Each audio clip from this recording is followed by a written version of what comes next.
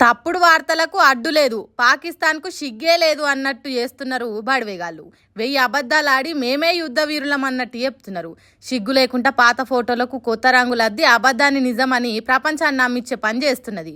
ఇగో ఈ ఫోటో చూడుండ్రి. యుద్ధానికి సిద్ధంగా ఉన్న పెద్ద పెద్ద నౌక పడవలు, వాటి మీద ఎగురుతున్న విమానాలు, అంటే చాలు బాంబుల వర్షం కురిపించడానికి రెడీగా ఉన్న పాకిస్తాన్ దేశం అని ఈ ఫోటోను విడుదల చేసింది. మా దేశం సత్తా చూసి భారతదేశం వెనుకకు తగ్గింది. ఇది మా పవర్, ఇది మా వీరత్వం, ఇది మా బలం, ఇది మా శూరత్వం అన్నట్టు సోషల్ మీడియాలో పెట్టింది. దీన్ని చూసిన ఎవరైనా నిజమే అనుకునేటట్టు చేసింది. కానీ అసలు నిజం ఏంటిదంటే ఈ ఫోటో చైనా దేశం, పాకిస్తాన్ దేశాలు సముద్రం మీద యుద్ధ విన్యాసాలు చేసినప్పటి ఫోటోలట. ఆ పాత ఫోటోను గుర్తుపట్టకుండా ఉండేటానికి అసలు ఫోటోలు ఉన్న 2 విమానాలకు తోడుగా ఇంకో విమానాన్ని ఫోటోషాప్లో అతికిచ్చి ఇద్దెలవడ్డారట. కానీ పాకిస్తాన్ దేశపోని పుండకోరు బుద్ధిని మనోళ్ళు ఉత్తగానే కానీ పెట్టిండ్రు. వాయ్ ఎక్కడిదే ఈ ఫోటో? పాకిస్తాన్ చైనా దేశము ప్రాక్టీస్ చేస్తున్నప్పటి ఫోటో కాదా అనే?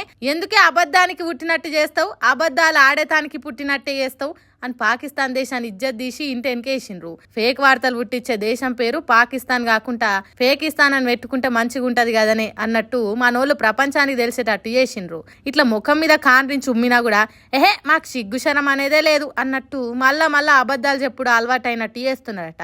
శిషి ఎట్లా బుద్ధి జ్ఞానం వస్తుందో ఏమో పోన్రి.